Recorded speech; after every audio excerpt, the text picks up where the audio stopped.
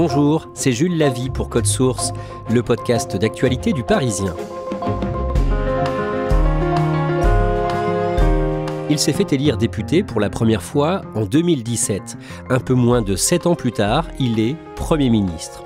Issu du Parti socialiste, ancien porte-parole du gouvernement, éphémère ministre de l'Éducation, Gabriel Attal a été nommé chef du gouvernement le mardi 9 janvier. Il a pris part à son premier Conseil des ministres à l'Élysée, avec cette fonction le 12 janvier en fin de matinée. Qui est Gabriel Attal et surtout comment a-t-il réussi à devenir Premier ministre à 34 ans? Élément de réponse aujourd'hui dans Code Source avec deux journalistes du service politique du Parisien, Valérie Yacot, chef adjointe de ce service, et Olivier Beaumont, en charge de l'exécutif.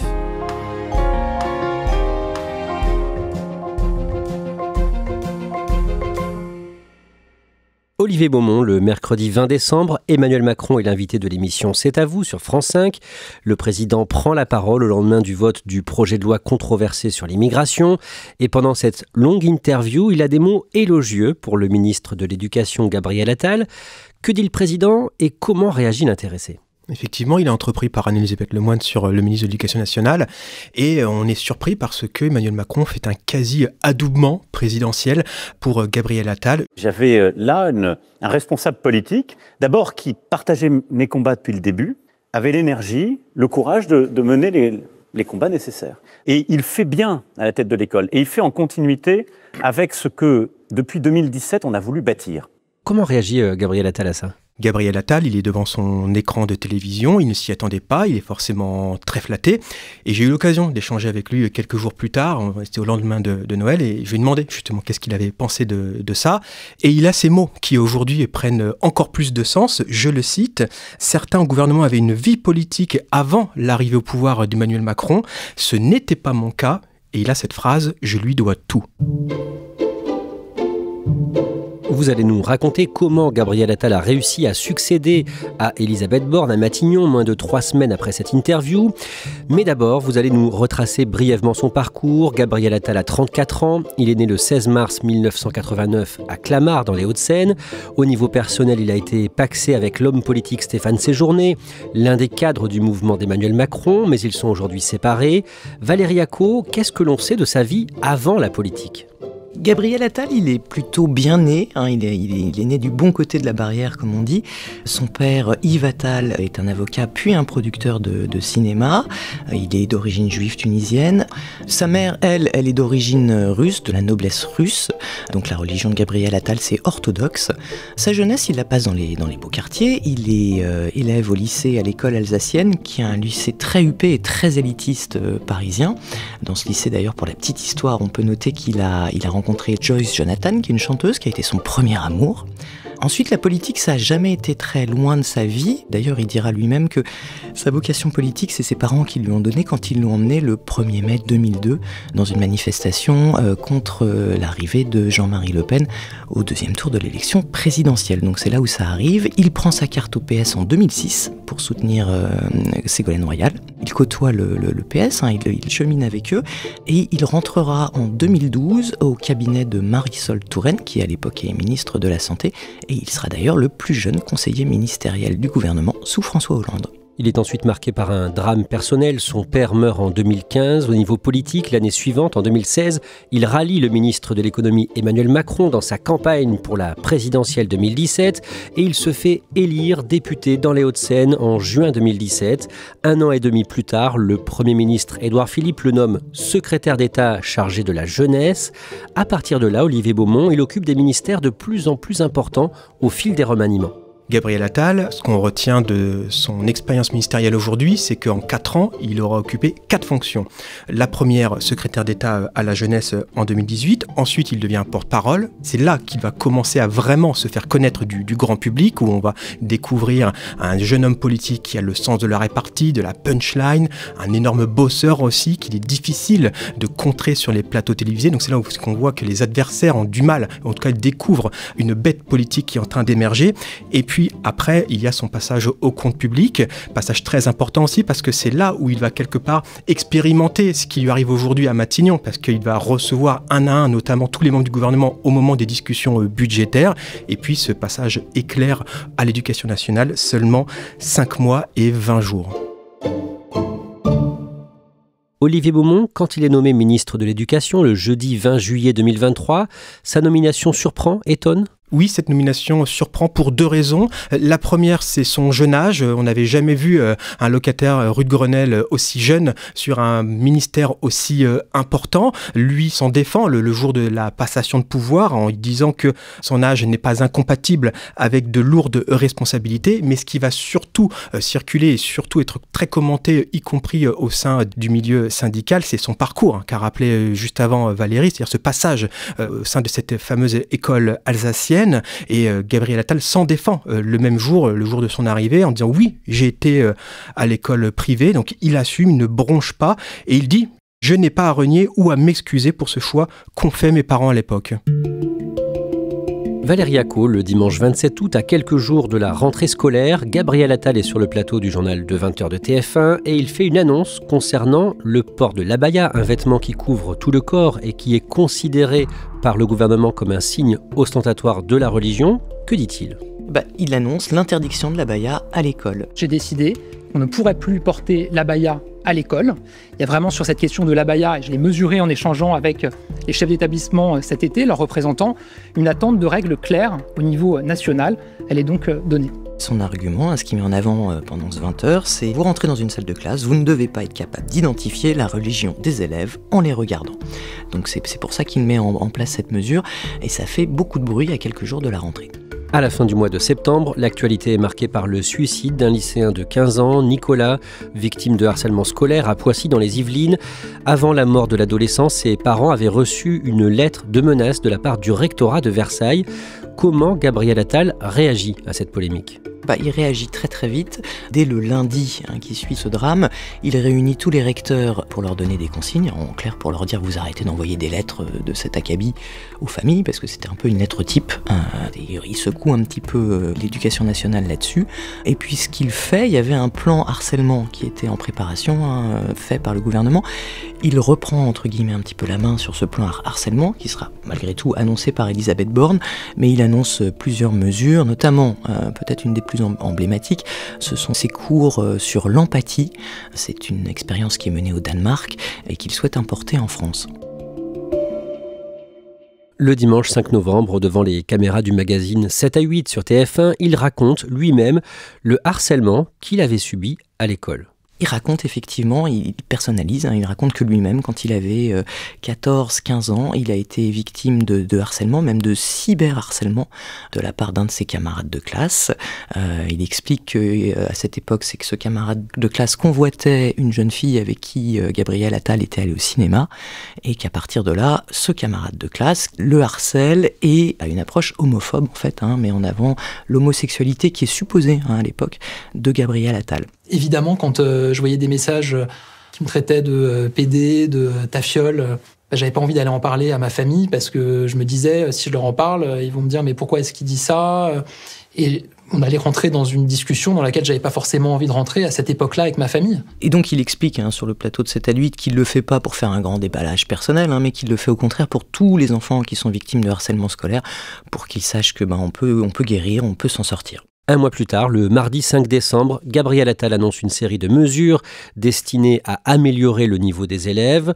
Parmi les principales mesures, le redoublement facilité à tous les échelons de la scolarité, une batterie d'annonces qu'il baptise « Choc des savoirs ». Je me sens un devoir de vérité vis-à-vis des Français, notamment en ce qui concerne le niveau de nos élèves. Il y a là une vraie urgence nationale. Je le dis, nous devons impérativement élever le niveau de nos élèves, de tous nos élèves. Valérie Acco, à ce moment-là, il est perçu comment par les enseignants ? Il est plutôt bien perçu par les enseignants et notamment par les syndicats enseignants qui ont plutôt la dent dure avec leur ministre. Il est plutôt bien perçu aussi parce qu'il vient après Jean-Michel Blanquer avec qui les relations étaient très conflictuelles avec les syndicats enseignants. Et après Pape Ndiaye qui avait été un ministre un petit peu inexistant. Donc là c'est un jeune ministre dynamique qui fait des mesures qui vont aussi dans le sens de ce que voudraient les enseignants, notamment le redoublement, c'est quand même une bonne chose de le remettre selon eux sur le devant de la scène. Donc ça se passe plutôt bien, il fait naître un espoir à l'éducation nationale. Le 19 décembre, le projet de loi sur l'immigration est adopté. Son volet répressif a été durci à la demande des Républicains. On l'avait raconté dans un précédent code source. Les 88 députés RN ont voté pour, alors qu'une vingtaine de députés du camp présidentiel ont voté contre. Le ministre de la Santé, Aurélien Rousseau, démissionne à ce moment-là pour protester. Olivier Beaumont, Gabriel Attal, qui lui-même vient de la gauche, donc du Parti socialiste, est-ce qu'on l'a entendu pendant toute cette séquence ? C'est le paradoxe, Gabriel Attal, qu'on voit partout, qu'on entend partout depuis 3 mois, est totalement absent médiatiquement pendant cette période. C'est une habileté, une forme d'intelligence politique aussi, c'est-à-dire de ne pas savoir prendre des mauvais coups là où il n'est pas sur un terrain qui est le sien. Difficile de savoir ce qu'il a pensé. Son entourage dit qu'il est effectivement pas à l'aise avec les débats qui se tiennent à l'Assemblée nationale et au sein même de sa propre majorité, mais il voit bien qu'il n'a que des mauvais coups à prendre en allant s'exposer médiatiquement sur le sujet de l'immigration, donc il reste très en retrait. À la mi-décembre, un sondage de l'Institut Ipsos place Gabriel Attal en première position parmi les personnalités politiques préférées des Français.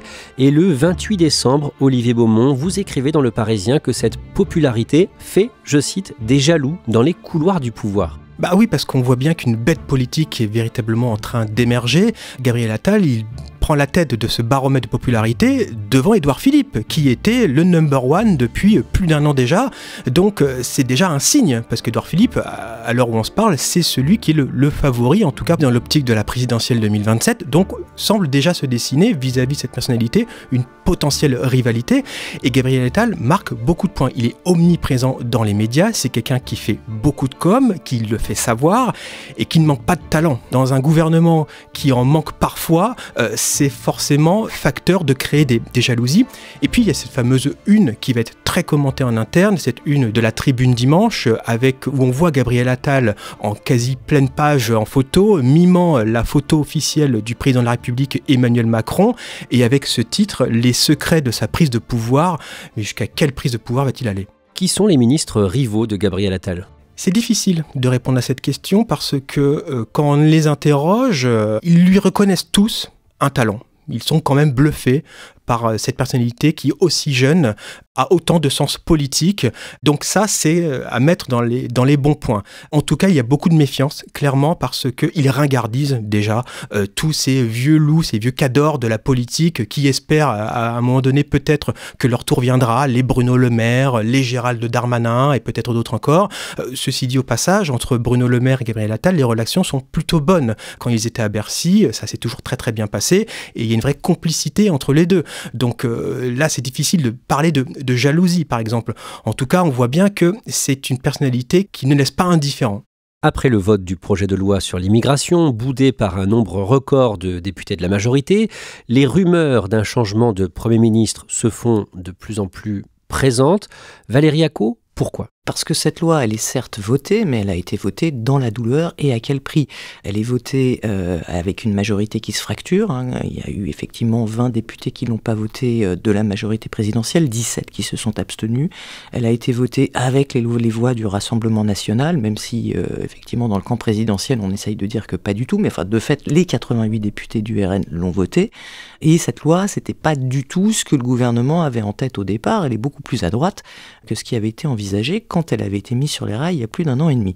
Donc, de fait, le gouvernement se retrouve dans une situation quand même très difficile, il y a une crise politique, et donc Emmanuel Macron estime que lui, il a besoin de se redonner de l'air, de se redonner un nouveau souffle, d'autant qu'il y a la perspective du scrutin des élections européennes au mois de juin. Donc, qui est-ce qui va faire les frais de tout ça ? C'est Elisabeth Borne qui a fait le boulot, certes, mais au final, il a besoin d'un nouveau départ. Après le passage à l'année 2024, la perspective d'un changement de gouvernement se précise. Plusieurs noms circulent début janvier pour succéder à Elisabeth Borne à Matignon. À quel moment celui de Gabriel Attal apparaît ? Alors, c'est vrai qu'il y a d'abord 3 noms qui circulent principalement. Richard Ferrand, l'ancien président de l'Assemblée nationale, l'ancien ministre Julien Denormandie, qui est très proche d'Emmanuel Macron, un macroniste historique, et puis le ministre des Armées, Sébastien Lecornu. Donc, pendant plusieurs jours, jusqu'au premier jour de janvier, Emmanuel Macron va réfléchir, va mâchonner, comme le dit son propre entourage, sans que jamais une de ces solutions n'emporte l'unanimité auprès du président de la République. Et le dimanche soir, donc la veille de la rentrée, le 7 janvier, on apprend que le nom de Gabriel Attal circule pour très sérieusement être le Premier ministre. Qu'est-ce qui plaide pour lui ? Plusieurs choses. D'abord, Emmanuel Macron, il veut un effet waouh. Après la terne Elisabeth Borne, la techno Elisabeth Borne, comme disaient ses contempteurs, il veut quelque chose qui surprenne, une espèce de fougue politique. Et c'est vrai que Gabriel Attal coche cette case, l'argument de la jeunesse aussi. Gabriel Attal, c'est aussi quelqu'un qui est perçu dans les rangs du Rassemblement national comme un adversaire redoutable. Marine Le Pen s'en méfie énormément et ça peut être l'arme anti-Jordan Bardella qui, lui, est la tête de liste pour les élections européennes qui sont dans 6 mois. Gabriel Attal, c'est aussi quelqu'un d'un énorme bosseur, beaucoup de talent, mais un énorme travailleur, et qui a aussi cette caractéristique, c'est de n'avoir jamais manqué de loyauté à l'endroit d'Emmanuel Macron. L'hypothèse Gabriel Attal se consolide le lundi 8 janvier, mais sa nomination tarde à être officialisée. Pourquoi ? Pour plusieurs raisons, c'est qu'en interne, parmi les partenaires de la majorité que sont le Modem et Horizon, ce nom ne fait pas l'unanimité, y compris aussi auprès d'Alexis Kohler, le puissant secrétaire général de l'Élysée, qui lui était pour le maintien d'Elisabeth Borne à Matignon, tout comme Édouard Philippe. En revanche, Richard Ferrand, lui, trouve que Gabriel Attal, c'est trop jeune, c'est pas sérieux, et lui plaidait pour la nomination de Julien de Normandie. Qu'est-ce qu'il se passe en coulisses dans la soirée et le lendemain, le matin du mardi 9 janvier ? Il se passe des choses assez habituelles dans ces moments-là, quand le nom est quasi finalisé, c'est qu'il n'y a pas que le Premier ministre qu'il faut nommer, mais il y a aussi son cabinet à composer. Et un poste très stratégique qui est celui de directeur de cabinet du Premier ministre, qui en général est un choix présidentiel. Et donc il y a cette équipe, ce staff resserré à d'abord établir autour de Gabriel Attal avant de faire cette annonce en bonne et due forme, et donc de préparer cette installation, cette arrivée à Matignon. Un Premier ministre de 34 ans pour la France, le plus jeune de l'histoire de la Ve République. Gabriel Attal, nommé à Matignon par Emmanuel Macron ce matin. 6 mois seulement après son arrivée au ministère de l'Éducation nationale, il succède donc à Elisabeth Borne comme 4e Premier ministre d'Emmanuel Macron. L'information est officielle peu avant midi. Gabriel Attal est le nouveau Premier ministre. La passation de pouvoir avec Elisabeth Borne a lieu dans la foulée à 14h30 sur le perron de l'hôtel de Matignon.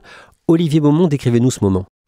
C'est un moment habituel, c'est-à-dire que ça se passe dans la cour de Matignon et donc avec une prise de parole de Gabriel Attal et d'Elisabeth Borne sur les marches, avec beaucoup de monde, puisque l'ensemble des collaborateurs et du personnel de Matignon est dans la cour. Des longs applaudissements pour Elisabeth Borne, qui salue chaleureusement Gabriel Attal. Alors à toutes et tous, je veux le dire, à vos côtés, je continuerai le combat. Je vous remercie.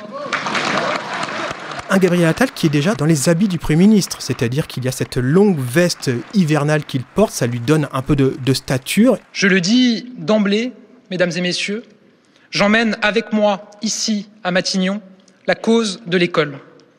Je réaffirme l'école comme étant la mère de nos batailles, celle qui doit être au cœur de nos priorités et à qui je donnerai, comme Premier ministre, tous les moyens d'action nécessaires pour sa réussite. Elle sera l'une de mes priorités absolues dans mon action à la tête du gouvernement.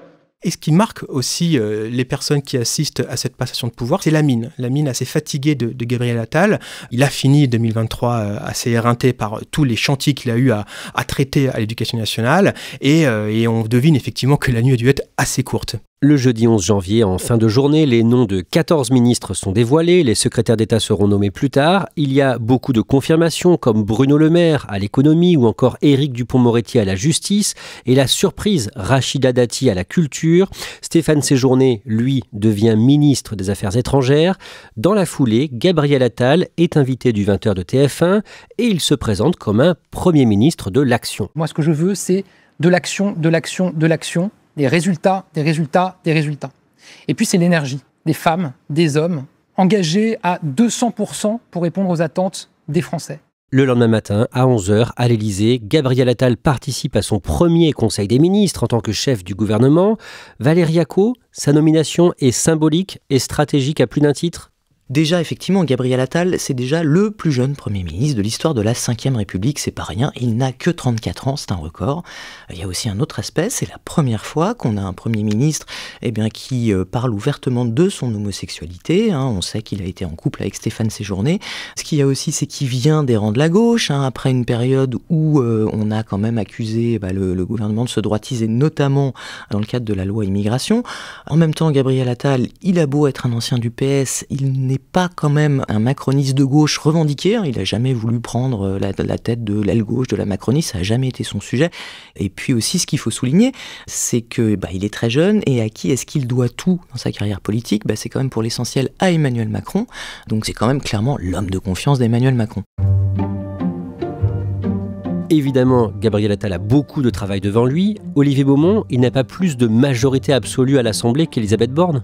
Non, c'est le paradoxe de ce remaniement, parce qu'effectivement, on a beaucoup de nouveaux entrants, il y a un casting surprise, mais au final, pourquoi ? Ça ne change rien de la donne politique et surtout de la situation de majorité relative dans laquelle ce gouvernement n'arrive pas à se dépêtrer. C'est-à-dire que très concrètement, dans les prochaines semaines, dès qu'un projet de loi va arriver en examen à l'Assemblée nationale, il sera confronté aux oppositions. Ils devront composer avec certaines formations politiques, notamment les Républicains. Pas sûr que les Républicains d'ailleurs aient très envie de coopérer après le coup qu'il vient de leur faire en leur chippant comme ça une figure comme celle de Rachida Dati. Donc le plus dur reste à faire pour Gabriel Attal, qui en plus de surcroît est quand même connu et réputé pour être plutôt un loup solitaire. C'est-à-dire que quand on interroge les membres du gouvernement, les députés, c'est pas quelqu'un qui s'est construit véritablement un réseau jusqu'à présent. Donc il y a le défi du leadership, de s'imposer dans cette majorité plurielle pour Gabriel Attal. Et puis l'autre enjeu aussi, c'est-à-dire que ça va très vite. Peut-être trop vite, nous le saurons dans quelques mois. Attention de ne pas se brûler les ailes.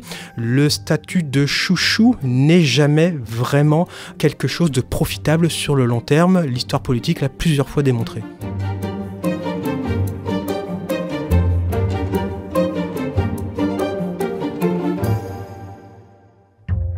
Merci à Olivier Beaumont et Valérie Acco. Cet épisode a été préparé et produit par Thibault Lambert, réalisé par Pierre Chaffanjon. Si vous aimez Code Source, parlez-en autour de vous, laissez-nous un commentaire ou des petites étoiles sur votre plateforme d'écoute préférée. Vous pouvez nous écrire à cette adresse, codesource@leparisien.fr. Code Source, c'est un nouveau sujet d'actualité chaque soir, du lundi au vendredi. Et le samedi, ne ratez pas Crime Story, le podcast de faits divers du Parisien.